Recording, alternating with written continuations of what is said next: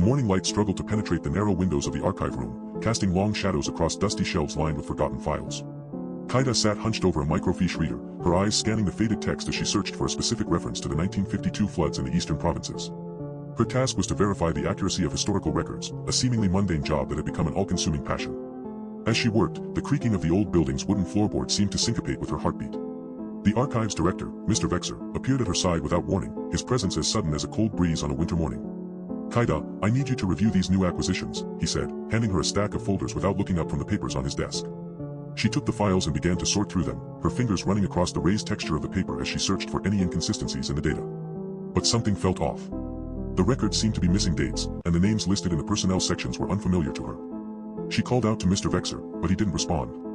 As she continued to work, Kaida started to notice a subtle discrepancy between the physical layout of the archive room and its digital representation on the database.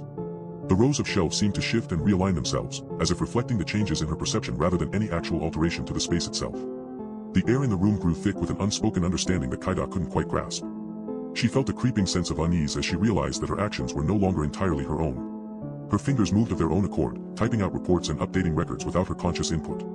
The archive system seemed to be adapting to her presence, incorporating her into its very fabric. And when Kaida finally rose from her seat to ask Mr. Vexer for clarification, she found herself facing a man who was no longer the director of the archives. His eyes were sunken, his skin sallow, and his smile twisted into a grotesque parody of its former self. The files on his desk were labeled with new names, and the records on his computer screen reflected a world that was both familiar and yet utterly alien. As Kaida's mind reeled in horror, the archive room began to dissolve around her, its walls melting away like wax in a furnace. She stumbled backward, her eyes fixed on Mr. Vexer's transformed face as she realized that she had become an integral part of this strange, shifting landscape, and that there was no escape from it.